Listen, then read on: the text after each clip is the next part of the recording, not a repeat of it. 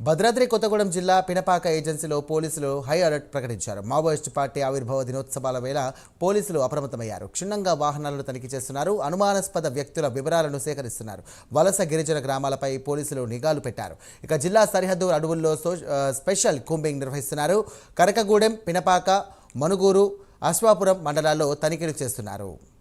ఇదే అంశానికి సంబంధించి మరిన్ని డీటెయిల్స్ అందించడానికి మా కరెస్పాండెంట్ రజనీకాంత్ సిద్ధంగా ఉన్నారు. రజనీకాంత్, చెప్పండి.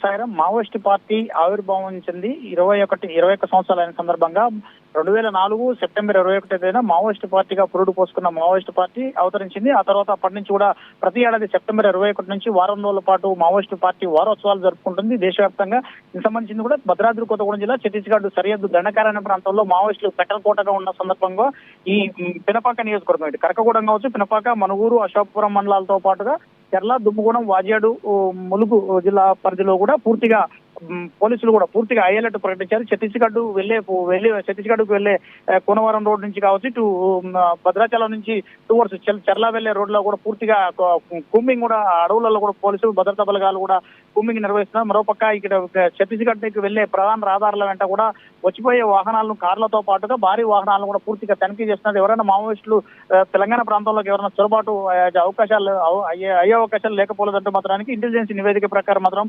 తెలంగాణ సంబంధించిన భద్రాద్రి కొత్తగూడెం జిల్లా ఎస్పీ రోహిత్ రాజుతో పాటు తన ప్రత్యేక బృందాలతో మాత్రం అడవులను కూడా పూర్తిగా జల్లెడపడుతున్న పరిస్థితి. మనకు ఒక పక్క ఇటీవల కాలంలో మావోయిస్టు పార్టీ లేఖలు, దాంతో పాటుగా నిన్న నారాయణపూర్ జిల్లాలో 2 కేంద్ర కమిటీ సభ్యులు మృతి చెందిన ఘటనకు సంబంధించి అక్కడి నుంచి కూడా కొంతమంది సంబంధించిన ఆ ఎన్కౌంటర్ తర్వాత కొంతమంది మావోయిస్టులు అక్కడి నుంచి తలదాచుకోవడం కోసం తెలంగాణ ప్రాంతం వైపుకు వచ్చారన్న సమాచారం.